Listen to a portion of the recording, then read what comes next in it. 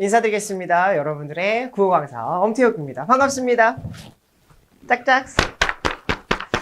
현대시와 고전시가를 푸는 순서와 방법에 대해서 강의를 할 거예요. 굉장히 중요한 내용이고 여러분도 꼭 기억하시면 좋겠습니다.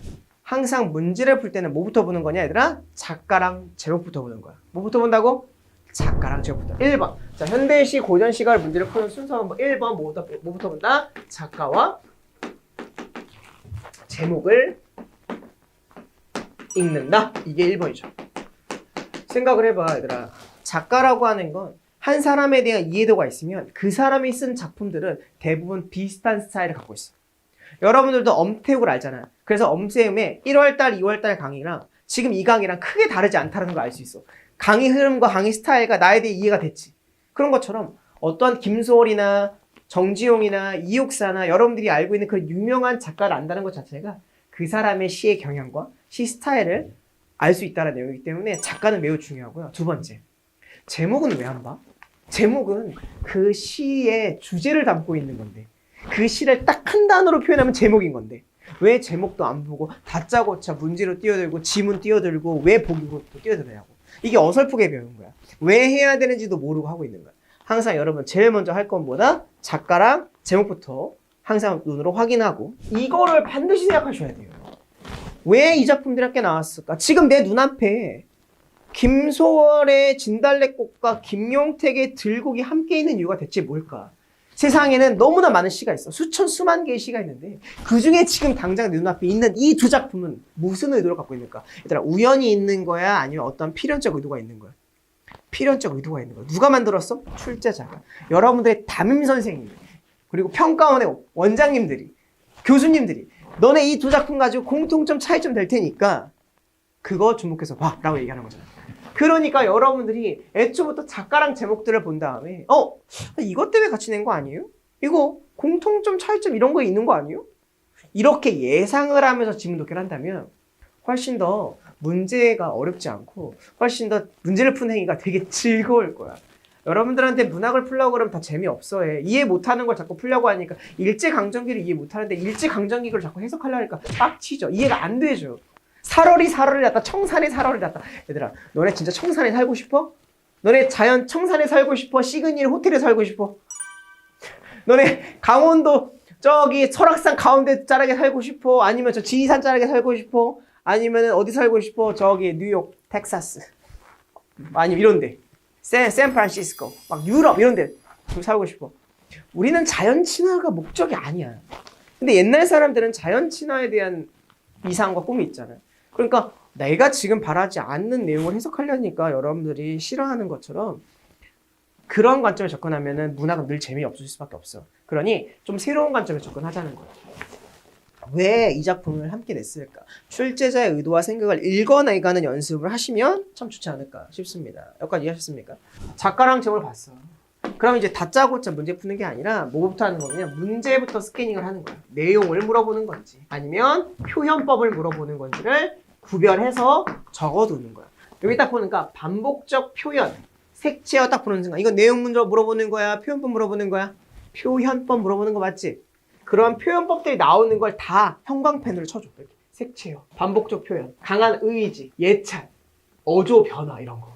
이렇게 동그라미 쳐놓으면 자, 이 지문에 있는, 이 선지에 있는 내용이 다 지문에 있어야 돼. 지문과 선지가 1대1로 마칭이 돼야 되는 거야. 문제와 선지 안에 있는 어조가 변했다라는 내용이 지문 속에서 설명할 수 있어야 돼. 예찬이라는 표현이 지문에 어떤 표현이 나와야 돼? 감탄문이 있거나, 알겠니? 칭찬하는 플러스 어휘가 나와야 돼. 강한 의지가 되면 뭐뭐 할 것이다 라는 미리 시제가 명확하게 나와야 돼. 색채어가 나오려면 여기 보니까 알겠지만 흰색 이런 거 많이 나봤지. 하얀색, 어두운색 이런 것이 눈에 확인이 드러나야 돼. 그런 게 되지 않으면 정답이 될 수 없어. 선지에 있는 모든 언어는 지문과 작품 속에서 설명할 수 있어야 돼. 설명할 수 없다면 이건 틀린 거야. 느낌 알겠지? 그래서 만약에 문제 속에 표현법만 있다면 1, 2, 3, 4 모두가 다 표현법이면 이거 내용 신경 안 쓰고 읽어도 아무 상관없어요. 반면에 문제 속에 그치? 내용만 있다면 표현법 한 개도 생각 안 하고 스토리만 이해하려고 노력해도 상관없어. 그렇게 나에게 필요한 정보에 따라 필요한 독해를 하는 것. 그게 독해력이야.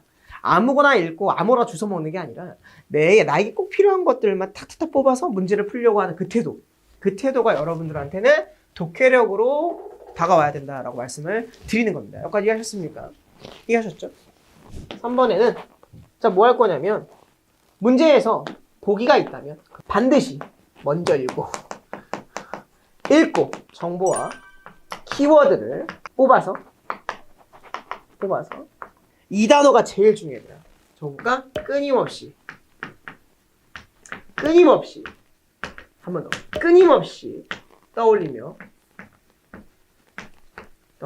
뭐 한다? 지문을 해석한다. 이게 안 되면 앞에 게 아무리 어쩌봐야 아무 짝이 있으면 없어. 개소리야.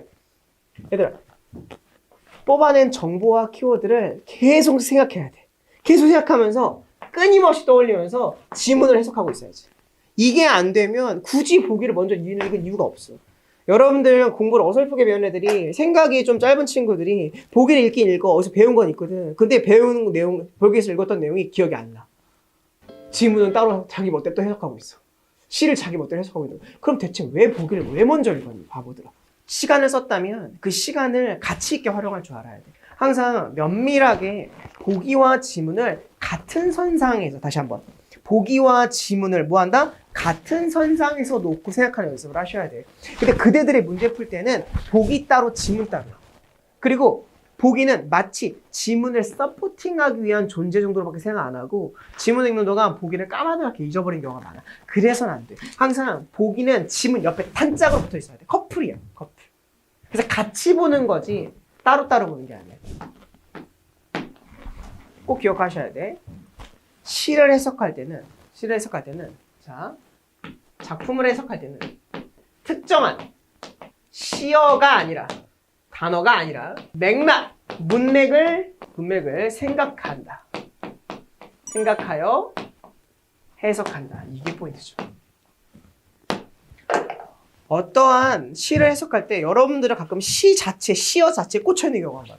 나보기가 역겹다 딱 꽂혀있는 경우가 많아. 근데 얘들아, 역겹다라는 단어 자체는 가치가 없고 그 단어가 어떠한 앞뒤 단어들과 함께 있는가에 따라서 그 시의 가치가 결정되는 거기 때문에 시어에 꽂혀있으면 안 돼요.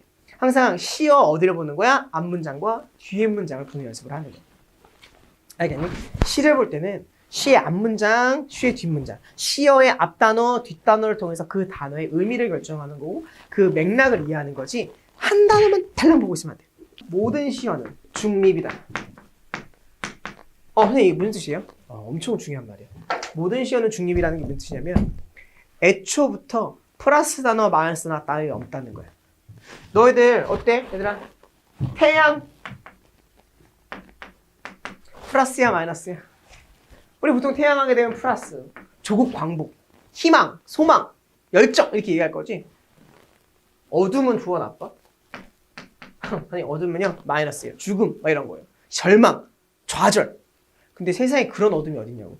얘들아, 어둠도 어둠 나름인 거야. 대체 이 어둠에 어떠한 단어가 있냐에 따라서, 태양에 어떠한 단어가 앞뒤에 있느냐에 따라서 태양의 가치가 결정되는 거야. 예를 들면 어둠 같은 경우는 이런 어둠 어때? 칠흑 같은 어둠이 나를 포근하게 감싸고 숨을 쉴 수 없었던 나의 공간을 숨을 쉴 수 있게 만들어 주었다. 이런 표현이 있어. 얘들아, 이때 어둠은 플러스야 마이너스야? 플러스지. 왜? 칠흑했던 어둠이, 아주 어두웠던 것이 나를 숨쉬게 해주고 나를 위로하고 나를 편안하게 숨쉴 수 있게 해준다는 거니까 이땐 플러스가 되는 거 알겠니? 그러니까 얘들아, 애초부터 플러스 단어 마이너스 단어는 없어. 제대로 플러스와 마이너스는 주변 어휘를 보고 판단하셔야 됩니다. 그러니 어딜 보는 거야? 그러니 얘들아 뭘 보는 거야? 문맥과 맥락을 보는 거야. 문맥과 맥락을 조금 더 유식하게 영어로 얘기하면 얘들아 컨텍스트라고 해. 뭐라고? 컨텍스트. 컨텍스트라는 건 뭐냐면 텍스트가 모여져 있다는 거거든. 그러니까 상황이라고 하는 거야. 그러니까 똑같은 행동이라고 하더라도 어느 상황과 맥락에 따라서 여러분들의 결과가 달라지는 건데, 예를 들어봐. 자, 선생님이 예를 들면 그 수영복을 입고 부산 앞바다나 제주도 앞바다에서 수영을 하고 있어. 쫙 수영하고 있어. 그러면 선생님 이상해 안 이상해? 정상이지. 그렇지. 바닷가에서 수영복 입고 있으니까 정상인 거 알겠어? 그런데 엄쌤이 말이야. 지금 여기 스튜디오에 수영복 입고 나타났어. 그리고 딱 바바리미처 이렇게 하고 있어. 자, 그러면 너네 경찰에 신고할 거 안 할 거야? 경찰에 신고해야지. 왜? 상황과 맥락이 맞지 않으니까. 내가 맞지 않니? 상황과 맥락에서 어긋났잖아요. 그러니까 여기서는 네거티브한 행동이 되는 건데 수영복을 입는 똑같은 행위가 어떠한 맥락에 따라서 어떨 때는 잡혀가고 어떨 때는 권장하는 내용으로 바뀌는 것처럼 여러분들도 특정한 시어나 특정한 내용이 어느 파트에 나오는가에 따라서 해석의 내용을 완전히 바꾸실 수 있으셔야 됩니다. 알겠죠? 그게 바로 문학의 본질이에요.